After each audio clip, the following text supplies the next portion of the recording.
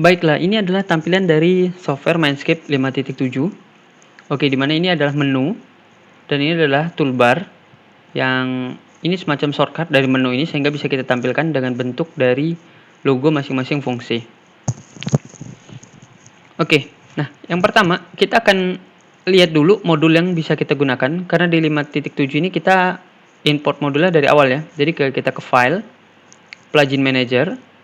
Oke, ini adalah modul yang saya gunakan. Oke. Nah, di sini adalah load, artinya yang sekarang yang udah ada menu ini. Oke.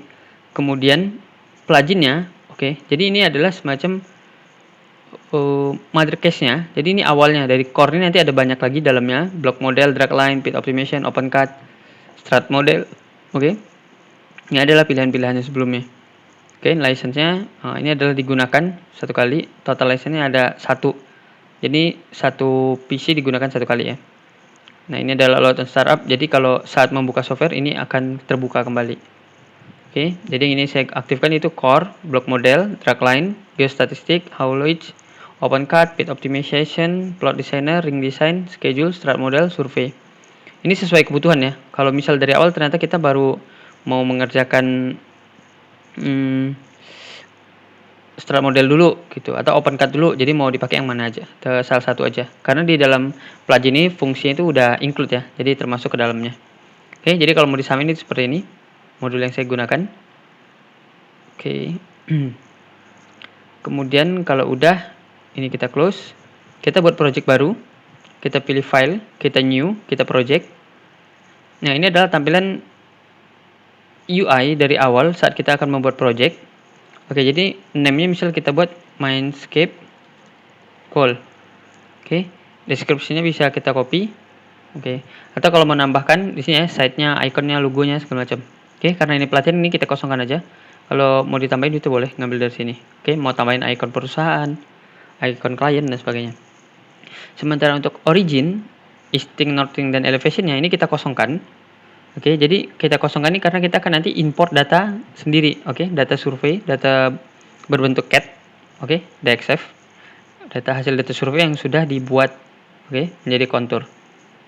Kuadrannya ini kita pakai northeast. Oke, jadi utara ke atas.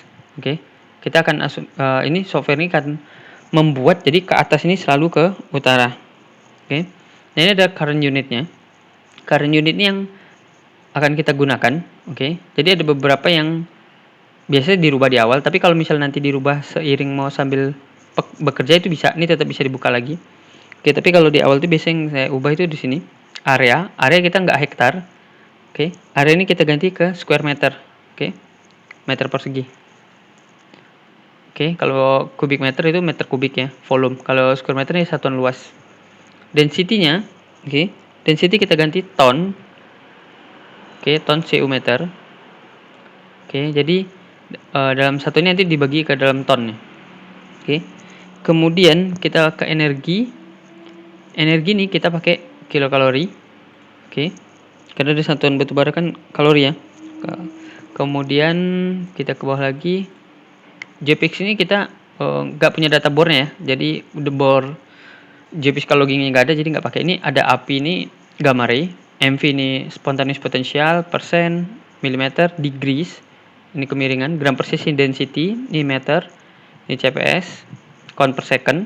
Oke, jadi ke saat menghitung bornya, ohmmeternya adalah resistivitas bornya. Ini microsecond, ini logging sonic, cm cm, cgs nih, centigram. Oke. Nah, ini kita kosongkan. Kemudian grade-nya, ini kita pakai grade persen ya. Karena kalau dalam satuan grade-nya kita pakai persen, misal dalam batu bara kandungan CV calorific value-nya itu misal 6000, sehingga dalam satuan volume tadi, dalam satuan volumenya 6000 itu berapa persen dari keseluruhan. Artinya misal dia ada 6000 batu bara CV-nya dan di luar itu bukan CV, atau kita ganti ke yang lebih gampang kandungan air. Nah, dalam kandungan air dalam satu volume itu ada 50 mili airnya, dan sementara porinya itu bisa menampung 100 mili, artinya dia 50%. Oke, ya itu kalau gampang 50. Gimana kalau misal perhitungannya 47,12. Nah, gitu. Kalau pakai persen nanti kita bisa untuk reportnya itu lebih gampang. Untuk ditampilin ya, bukan menghitungnya. kemudian gridnya udah, kemudian kita lihat bawah lagi. Nah, masanya, oke, masa ini kan kalau 1000 ton, artinya nanti masa yang ada itu dikali 1000, oke, untuk mendapatkan hasil sebenarnya. Jadi ini kita ganti ke ton, oke, jadi nanti masa ini udah terhitung sendiri otomatis. Oke, jadi kalau 1000 ton itu, misal kandungannya masanya itu 100 juta ton, maka yang ditampilkan di laporan nanti cuma 100.000. Artinya harus dikalikan 1000 kali ton. Oke, dan satu lagi itu kita pakai volume. Volume ini kalau 1000 cu meter, oke, kubik meter, artinya nanti di laporan itu yang ditampilkan 1 cu meter itu sama dengan 1000 sebenarnya. Oke, jadi kita ganti langsung ke cu meter supaya nanti hasilnya langsung. Jadi misal dia emang 1000 meter, di report itu reportnya pakai 1000 meter juga. Oke, sampai ini udah selesai, kita create. Oh, sorry, ini kita foldernya tadi belum dirubah ya. Oke, ini kita ubah dulu. Oke, kita do you want save current session? No, kita ulang dulu karena tadi saya lupa kita pindahin direktorinya. Oke, jadi kita close segmen dulu. Oke, sekarang kita ulang new project. Oke, ini kita lihat udah berubah kan. Nah, ini yang bawaannya dari tadi. Ini kita ganti ke Mindscape call. Oke, ini kita copy, paste. Oke, sekarang kita browse dulu projectnya. Di sini saya simpan di tempat folder saya. Jadi di HD laptop, kemudian di Udemy. Oke, jadi ini folder atasnya, ya. Jadi di folder atas di Udemy disimpan. Kemudian kita oke. Kalau udah kita create. Oke. Nah, sekarang ini udah ada Mindscape call-nya. Ini adalah folder-folder dari projectnya yang otomatis terbuat ya. Ada AutoCAD, kemudian ada data. Nah, kita punya 4 data yang akan kita pakai. Data ini ada litologi, data quality, data survei, dan data topografi DXF. Nah, ini kita cut aja. Kita ke Mindscape call, kita simpan di AutoCAD. Kalau DXF DWG itu kita simpan di folder AutoCAD. Oke. Kemudian kita litologi, quality, dan survei, ini kita copy. Kita paste di min call ini di data. Oke. Nah, kalau dia datanya CSV atau TXT itu disimpan di sini. Oke, di folder data. Nanti kalau Excel itu di sini. Oke, karena kita datanya ada bentuknya data.txt, maka kita save di data. Oke, kita kembali ke Mindscape lagi. Nah, sekarang kalau udah sampai sini, kita akan tampilkan data topografi kita tadi. Kalau kita buka di sini AutoCAD, ini kan udah ada nih. Tapi kita akan tampilkan. Oke. Jadi yang pertama di data. Nah, ini data kita yang artinya udah masuk ya, data yang kita cut tadi kita copy ke sini. Nah, sekarang kita ke desain data. Nah, di desain data ini kita mau buat dulu. Oke. Jadi masing-masing di sini ada block, ada row template, ada surface.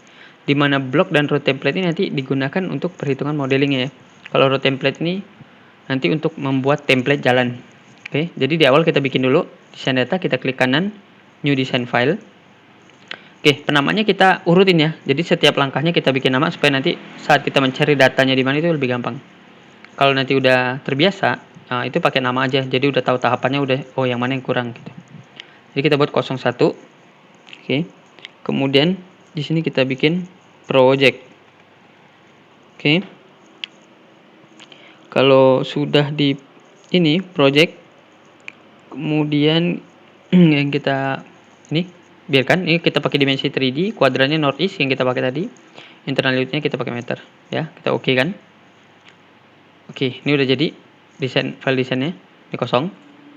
Oke, di folder project ini kita akan masukkan ke sini. Oke, datanya. Jadi supaya nanti masuknya ke sini. Oke, kita klik kanan, kita import. Oke, ini adalah data-data yang bisa kita pakai. Ada ASCII. Kalau kita klik sini, kita nggak punya datanya. Nah, data ini nggak bisa untuk kita bikin data kontur. Kita mau bikin data kontur dulu. Oke, ASCII ini kita pakai nanti untuk drill hole. Oke, kemudian DXF DWG drawingnya.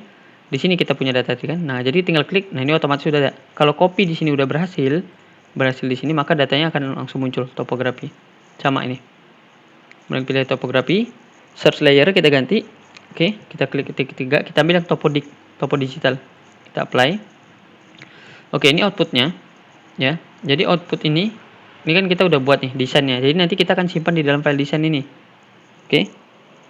Nah, kalau berikutnya, kalau udah sampai di sini, sekarang kita akan bikin lagi nama layernya.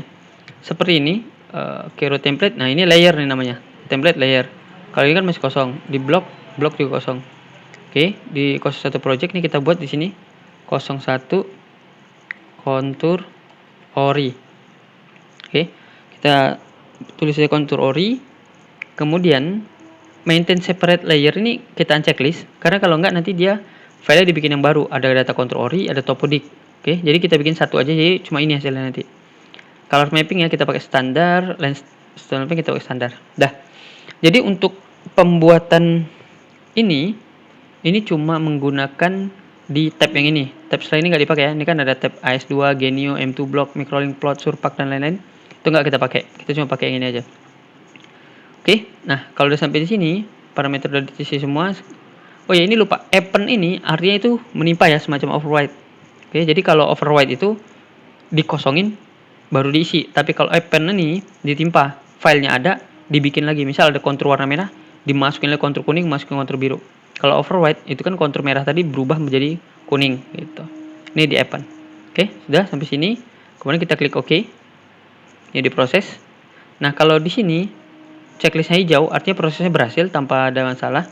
Kalau proses kuning itu ada peringatan, salah satu yang prosesnya nggak berjalan. Tapi kalau merah nanti gagal. Kalau gagal harus diulang. Kalau kuning masih bisa dilihat, tapi yang ditakutkan nanti ada yang kalau kita nggak tahu apa yang salahnya itu bakal problem berikutnya.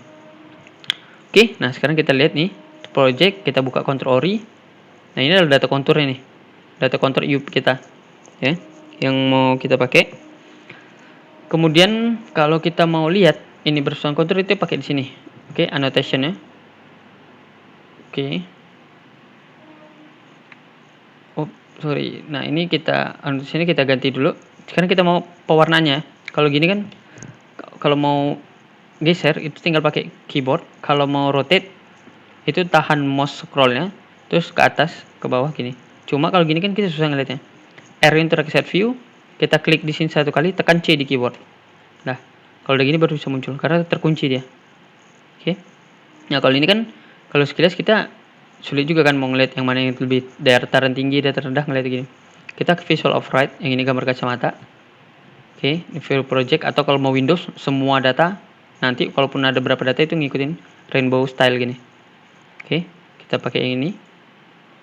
Oke, kemudian kita oke.